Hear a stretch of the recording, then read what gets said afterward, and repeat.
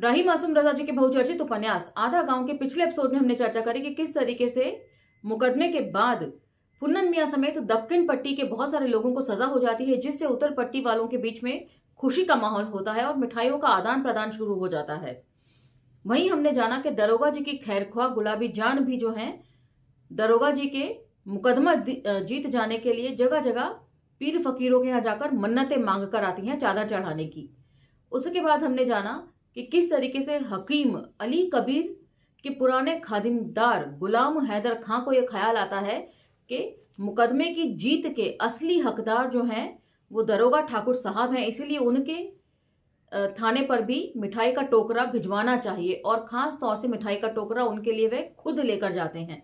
और बातों ही बातों में गुलाम हैदर खां ठाकुर साहब को यह बताना नहीं भूलते हैं कि इस मिठाई के टोकरे को ना तो उन्होंने और ना ही अन्य किसी मुसलमान ने छुआ है, खास तौर से ये उनके लिए है, इसलिए वे निश्चिंत होकर मिठाई चख सकते हैं। एपिसोड हमने यहीं पर खत्म किया था और आज हम एपिसोड को यहां से आगे लेकर चलेंगे और जानेंगे कि दक्षिण पट्टी और उत्तर पट्टी वालों के बीच में लाख दुश्मनी क्यों ना हो, बावजूद इसके बेटियां जो हैं सबकी साझी मानी जाती हैं। बने रहिएगा अंत तक इस एपिसोड में हमारे साथ। तो चलिए मेरे साथ। जय भीम, मैं शालिनी और आप देख रहे हैं अंबेडकर नामा। गुलाम हुसैन खान ने थाने के कुएं पर नहाने धोने के बाद समीउद्दीन खां के क्वार्टर के सामने वाले नीम के पेड़ के नीचे एक चारपाई पर अपना बदन सूखने के लिए फैला दिया। समीउद्दीन खां भी आ गए। उनका बेटा बदरुद्दीन उर्फ बदरुआ हुक्का भर लाया, जिसकी नय से कला बत्तू उधड़ चुकी थी और सिर्फ मैल खोरा लाल कपड़ा रह गया था। चिलम के सुलग जाने तक तो समीउद्दीन खां कष्ट लेते रहे, फिर गट्टा दबाकर उन्होंने हुक्का गुलाम हुसैन खां की तरफ मोड़ दिया। गुलाम हुसैन खां जौनपुरी खमीरे की महक से यूं ही बेचैन हो रहे थे। समीउद्दीन खां वक्त बेवक्त के लिए थोड़ा सा खमीरा रखते थे, वरना रोजाना के लिए तो वह 8 सेरे से काम चला लिया करते थे। तो ये तंबाकू के बारे में मुझे कोई नॉलेज नहीं है, इसलिए मैं कुछ बोल नहीं सकती। गुलाम हुसैन खां ने 2-3 छोटे छोटे कष्ट लेने के बाद बड़ा सा कष्ट लिया। सब कुछ सुरूर गठा तो वे सोचने लगे कि अगर समीउद्दीन खां के बड़े बेटे मुइनुद्दीन खां से अपनी भतीजी बदरुद्दन का रिश्ता हो जाए तो कितना अच्छा हो। लड़का माशाअल्लाह से फौज में भर्ती है, पिछले साल मुहर्रम में आ गया था तो समीउद्दीन उसको बड़े फाटक की 5 वाली मजलिस में लाए थे। हाथ पैर से भी अच्छा है। नौहा पढ़ने में तो उसने फुन्नन मियाँ के दामाद मोहम्मद हुसैन को भी मात कर दिया था। इसी रिश्ते को ध्यान में रखकर वे साल भर समीउद्दीन को तरह तरह की चीजें ये कह कहकर खिलाते रहे कि ये खास चीजें उनकी बेटी बदरुद्दीन ने पकाई हैं, और यह कि बदरुद्दीन की शादी के बाद तो उनका बावर्ची खाना बिल्कुल ही वीरान हो जाएगा। ऐसा नहीं था कि बदरुद्दीन को पकाना ना आता रहा हो। भला ऐसा कौन सा घर होगा जिसकी लड़की को पकाना ना आता हो। सभी संस्कृतियों में किचन जो है वो अमूमन घरों की औरतें ही संभाला करती हैं, लेकिन एहतियातन वह समीउद्दीन खां को बदरुद्दीन की पकाई हुई चीजें नहीं खिलाते थे। मसलन चले का हलवा वे फुस्सू मियाँ की अम्मा यानी रब्बन बी से पकवाया करते थे, जो चने के हलवे के लिए दूर दूर तक मशहूर थीं। गुलाम हुसैन खां उत्तर और दक्षिण पट्टी के झगड़ों को भूलकर फुस्सू मियाँ के घर जाते, दरवाजे से आवाज देते और जब रब्बन भी दरवाजे पर आ जाती तो वह कहते, बदरुद्दीन की होने वाली ससुराल के लिए थोड़ा सा हलवा चाहिए। अब जहां मामला बेटी का हो वहां पट्टीदारी का सवाल कहां उठ सकता है। और पट्टेदारी थी तो हकीम साहब से और अली हादी और हुसैन अली से, न कि गुलाम हुसैन खां से। इसलिए रब्बन भी जो गांव भर में बूबू कही जाती थी हलवा बना देती। जाहिर है कि वे गुलाम हुसैन खां से उसके लिए पैसे नहीं लेती थीं। और फिर खर्च ही क्या होता था। सेर आध सेर चने की दाल, सेर आध सेर घी, सेर आध सेर चीनी और कुछ मेवा। रहा हाथ का जस और मजा तो उसका दाम भला कौन लगा सकता है। दही बड़े वे तमाम झगड़ों और जिल्लतों को भुलाकर फुन्नन मियाँ के गैर कानूनी बीवी से बनवा लेते। फुन्नन मियाँ के घर फुस्सू मियाँ के घर की तरह दूध घी की नहरें तो नहीं बहती थी, मगर कुलसुम भी दही बड़ों के दाम नहीं ले सकती थी। एक तो वह जमींदारी की परंपरा के खिलाफ था, दूसरे यह कि बदरुद्दीन बहरहाल उनके जेठ की बेटी थी। तो पहले ही जिक्र आ चुका है कि कुलसूम जो हैं वो किसी और की बीवी थी और फुन्नन मियाँ उसे उठाकर अपने घर ले आए थे। तो जो उनके कानूनन पति थे उनके बड़े भाई की बेटी के बारे में जिक्र हो रहा है। तीसरे यह कि गुलाम हुसैन खां हकीम साहब के नौकर थे और नौकर की बात कोई कैसे खाली दे सकता है भला। इसलिए दही बड़े उन्हें कुलसूम से मिल जाते। माश की मीठी फुल्कियां पकाने में खुद बदरुद्दीन का दूर दूर तक कोई जवाब नहीं था। गरज की बदरुद्दीन के होने वाले ससुर को खुश करने में सारी गंगौली लगी हुई थी। हर आदमी समयुद्दीन खां का सवाल रखता था। समयुद्दीन खां भी कोई घामड़ नहीं थे। उन्होंने भी भांप लिया था कि किस्सा क्या है। इसलिए उन्होंने एक दिन एक मनहारिन को गुलाम हुसैन खां के घर भेजा। वह यह खबर लाई कि लड़की भगवान की दया से नाक नक्श की अच्छी भी है और सुघड़ भी है। अभी यह खबर आई ही थी कि गुलाम हुसैन खां ने बशीर मियां वकील की बेटी सरवरी की काढ़ी हुई पलंग की एक चादर तकिए के 2 गिलाफों के साथ समयुद्दीन खां को यह कहकर दी कि कढ़ाई का काम खास बदरुद्दीन ने किया है। यह तो खैरियत हुई कि समयुद्दीन खां की बीवी बज्जर देहातन थी, वरना सारा खेल बिगड़ गया होता क्योंकि सरवरी ने मशीन से कढ़ाई की थी। बहरहाल समयुद्दीन खां को भी यह रिश्ता पसंद आया। गुलाम हुसैन खां की अपनी तो कोई हैसियत नहीं थी, मगर हकीम साहब का फाटक बड़ा था और फिर अली हादी मियां डिप्टी थे। वह तो सिफारिश करके मुइनुद्दीन को थानेदार भी बनवा सकते थे। आखिर उसने 10वीं तक अंग्रेजी पढ़ रखी थी। यही सब सोचने विचारने के बाद उन्होंने ये तय कर लिया था कि 9 रबी उल अव्वल को, तो यहाँ 9 रबी उल अव्वल को नीचे फुटनोट में दिया हुआ है, वो मैं पहले आपके लिए पढ़ देती हूँ। यह एक अरबी महीने का नाम है। शिया मुसलमान 2.5 महीने का मुहर्रम मनाते हैं। उनका मुहर्रम 8 रबी उल अव्वल को खत्म होता है। मुहर्रम के 2.5 महीनों में वे खुशी का कोई काम नहीं करते। 9 रबी उल अव्वल को दरोगा जी ने हकीम साहब तक इस रिश्ते की बात भिजवाएंगे ये सोच रखा था, मगर समयुद्दीन खां के दिल की ये बात गुलाम हुसैन खां को मालूम तो नहीं थी।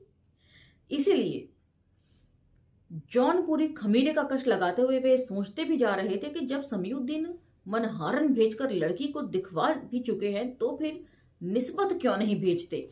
उनकी बीवी और भाभी ने तो मनहारिन की बड़ी खातिर भी की थी। यह तो उन्हें देखते ही मालूम हो गया था कि वह सौदा बेचने नहीं आई है, क्योंकि पहले तो कासिमाबाद से चलकर सौदा बेचने गंगौली आना समझ में नहीं आता, और अगर वह इसलिए आई थी तो उसे या तो बड़के फाटक जाना चाहिए या फिर पक्कड़ तले। पर इन दोनों बड़े फाटकों और लखपति राखियों के घरों को छोड़ती छाड़ती जब सीधे गुलाम हुसैन खां के घर आई तो यह बात बिल्कुल साफ हो गई कि वह किसी और ही काम से आई है। तो कसीमाबाद की मनहारिन किस काम से आ सकती थी। इसलिए काम बेकाम बदरून की मां ने बदरून को महारिन के सामने से कई बार तेजी और आहिस्ता से गुजरवाया ताकि वह देख ले कि बदरुद्दीन लंगड़ी नहीं है। बदरुद्दीन ने झट से मां की सुई में तागा डाल दिया ताकि मनहारिन को मालूम हो जाए कि उसकी आंखें देखने में भी बड़ी नहीं बल्कि ठीक ठाक भी हैं। और जब खरीदारी हो गई विदिन ब्रैकेट पठानी ने 8 आने का सामान भी खरीदा और मनहारिन जाने लगी तो पठानी ने उसे 1 रुपया पान खाने के लिए भी दिया। असल में परेशानी ये आ पड़ी, यह किस्सा जो है इसको जरा आप ध्यान से सुनिएगा, उसके बाद मैं एक पॉज लूंगी। असल में परेशानी ये आ पड़ी थी कि गुलाम हुसैन खां की हड्डी जरा दागी थी। कोई 4 पीढ़ी पहले उन लोगों की रगों में उत्तर पट्टी के पक्कड़ तले का खून मिल गया था। करीब करीब के देहातों में ये बात सबको मालूम थी। यही वजह थी कि 4 पीढ़ियों से अड़ोस पड़ोस में उनका कोई रिश्ता नहीं हुआ था। वे लोग जिला पार से नाता जोड़ा करते थे। रिश्ता हो जाने के बाद समधियाने वालों को मालूम होता था तो वे बेचारे अपनी शराफत की मार खाकर चुप हो जाते थे। बस गुलाम हुसैन खां की फूफी की ससुराल वालों ने इस बात को पी पिलाकर खत्म नहीं किया। उन्होंने तड़ से तलाक दिलवा दी। फूफी बेचारी मायके लौट आई। इस तलाक के बाद से अब तक इस घराने में किसी लड़की के ब्याह का सवाल नहीं उठा था। बदरू बदरून पहली लड़की थी जो जवान हुई थी, इसलिए गुलाम हुसैन खां का दिल धड़क रहा था और इसलिए उन्होंने समयुद्दीन की हड्डी की छान पटक करवाई और उन्हें ये जानकर बड़ा इत्मीनान हुआ कि उनकी हड्डी में भी कजियाने का एक पुट है। तो यहाँ पर एक पॉज लेना चाहूंगी और बात करना चाहूंगी बाबा साहब डॉक्टर अंबेडकर के लिखे हुए वक्तव्य जाति का विनाश की। उसमें उन्होंने स्पष्ट तौर पर एक पॉइंट लिखा है जिसमें उन्होंने लिखा है कि अब जो है रक्त की पवित्रता जैसी कोई बात दुनिया में मौजूद नहीं है। जब संस्कृतियों का जो है उभार हो रहा था, सभ्यताओं का विकास हो रहा था और लोग जो है वो कबीलाई जीवन जीते थे, तब हो सकता है कि रक्त की शुद्धता जैसी कोई बात रही हो, क्योंकि लोग दूसरी जगहों पर ट्रैवल करने से डरते थे। लेकिन जैसे जैसे लोग अपने डर पर काबू पाने लगे और दूसरी जगहों को एक्सप्लोर करने के लिए जाने लगे, नई नई बस्तियां बनने लगी, नए नए लोगों से संपर्क बढ़ा और ऐसे में रक्त की शुद्धता को कायम रख पाना नामुमकिन हो गया। और आज के जमाने में तो ये बात बिल्कुल भी मानी नहीं जा सकती। इस उपन्यास का जो टाइम फ्रेज है वो है 1947 के आसपास का और डॉक्टर अंबेडकर ने एनाइलेशन ऑफ कास्ट यानी कि जाति का विनाश जो है वो 1936 में लिखा था। तो उस लिहाज से भी ये जो बात है रक्त की शुद्धता की मानी नहीं जा सकती। ये बिल्कुल वैसी ही बात है जैसे ब्राह्मण अपने रक्त को शुद्ध मानते हैं, वैसे ही यहाँ पर ये जो सैयद लोग हैं या शिया मुसलमान हैं उनका भी जिक्र पढ़ने को मिल रहा है। उनकी भी मानसिकता बिल्कुल वैसी ही मुझे समझ में आ रही है। बाकी कमेंट सेक्शन में तो आप लोग अपने अपने विचार रख ही सकते हैं। चलिए टेक्स्ट पर लौटते हैं। मगर सिलसिला तो निकले, वह लड़की वाले थे, मुंह फोड़कर रिश्ता भी तो नहीं मांग सकते थे। उस दिन भी बात न कर पाए, बस नीम के नीचे लेटे हुए हुक्का गुड़गुड़ाते रहे। समयुद्दीन खान से पुलिस वालों की नई और पुरानी कहानियां सुनते रहे और खुद उन्हें उत्तर और दक्षिण पट्टी के सैयदों की पट्टीदारी की कहानियां सुनाते रहे। बदरून के ब्याह के बारे में सोचते रहे। समयुद्दीन खान की बीवी के हाथों की बनाई हुई गिलौरियां खाते रहे और सिगरेट की पन्नी की चोंगियों में जो आती थी। सुहर बब्बा विद इन ब्रैकेट समयुद्दीन का तीसरा बेटा खासदान समयुद्दीन को देता। समयुद्दीन उसका ढक्कन उतारकर उसकी तश्तरी गुलाम हुसैन खां की तरफ बढ़ाते। वह एक गिलौरी किले में दबा लेते। तब समयुद्दीन खां ढक्कन के ऊपरी हिस्से में बने हुए तंबाकू दान का ढक्कन खोलते और अहमद हुसैन दिलावर हुसैन के कारखाने की सियाह चमकदार तंबाकू की सुगंध चारपाई पर चादर की तरह पड़ जाती। गुलाम हुसैन खां एक चुटकी तंबाकू मुंह में डालते और उंगलियों में लगी रह जाने वाली तंबाकू को चारपाई की पट्टी पर रगड़कर अपनी चुटकी से साफ कर देते। फिर समयुद्दीन एक गिलौरी खाते और कोई नई कहानी शुरू हो जाती।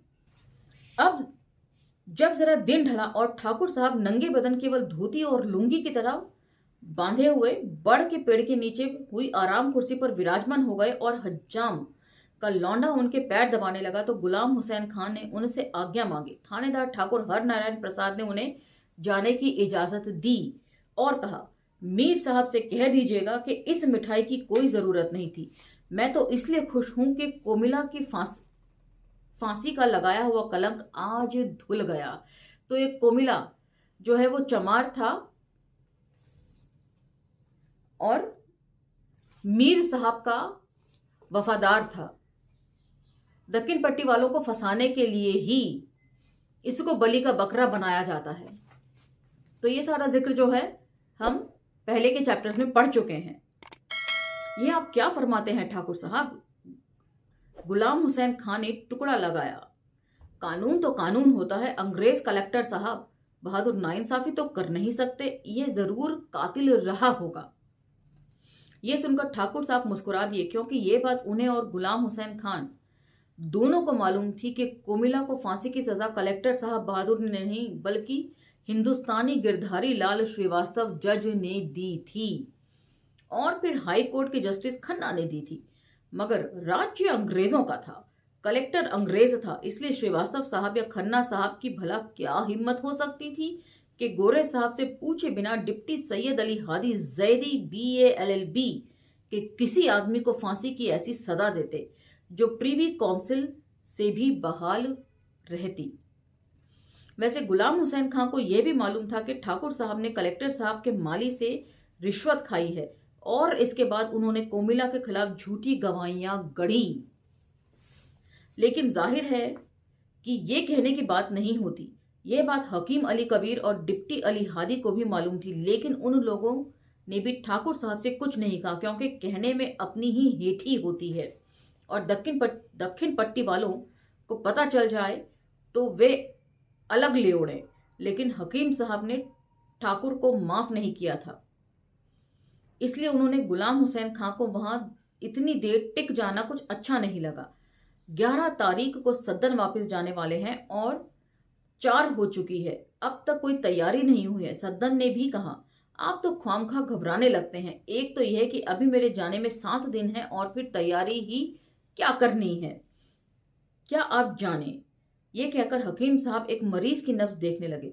फिर उन्होंने बैठे ही बैठे उब्बाद मियाँ को आवाज दी, जो इमाम बाड़े में बैठे रात की मजलिस के लिए मरसियां छांट रहे थे।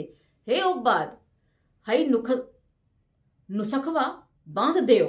फिर एक मरीज की तरफ मुड़े। पहले उन्होंने अपनी बहन को गाली दी और उसकी बहन को गाली दी और कहा, अब जऊन तू अंट शंट खायो ना टे हो जाए में कौनो कसर ना रह जाई है।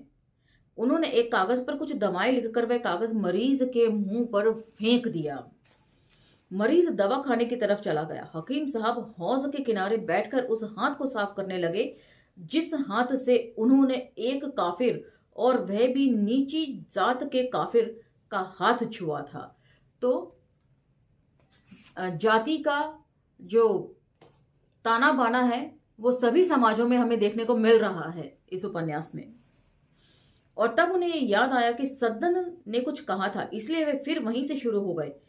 ई कांग्रेस वाले त आसामियन का दिमाग एकदम में से खराब कर दी हैं भाई, खुदा समझे ई गांधी से। हकीम साहब ने देर तक गांधी और नेहरू वगैरह को बद्दुआएं दी। अब ई बलरमवा साला कलेक्टर साहब का माली है और पुरस्सरमवा कांग्रेसी, तब भला सालन की हां से लगान कैसे आए। तू ता तड़ दिना कह दियो कि अब्बा आप बिला वजह परेशान हो रहे।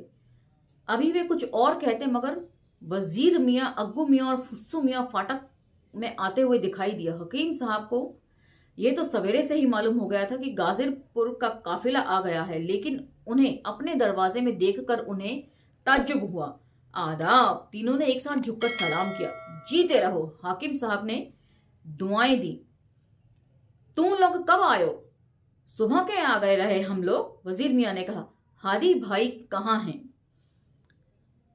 अपने दीवाने खास में, हकीम साहब ने कमरे की तरफ इशारा करते हुए कहा, मगर डिप्टी साहब उन लोगों की आवाज सुनकर खुद ही बाहर निकल आए। बच्चों ने यह खबर जनाने तक पहुंचा दी। औरतें घबराकर दरवाजों तक आ गईं और पर्दों की ओर से झांकने लगीं कि कहीं अल्लाह ना करे कुछ हुआ ना जाए। घबराहट में वे परंपराएं भी भूल गईं।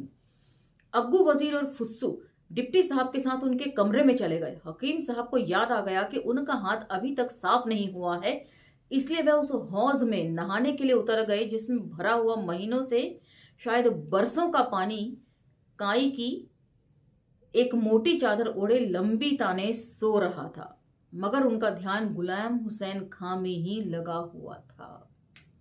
तो आज का ये एपिसोड हम यहीं विराम देते हैं। जानने समझने को इसमें बहुत सारी चीजें हैं। जाति व्यवस्था को लेकर जो है सभी समाजों में एक जैसा ही जो है माहौल हमें देखने, पढ़ने और सुनने को मिल रहा है इस उपन्यास के दौरान। इसके बारे में आपके क्या विचार हैं, ये कमेंट सेक्शन में लिखकर मुझे जरूर बताइएगा।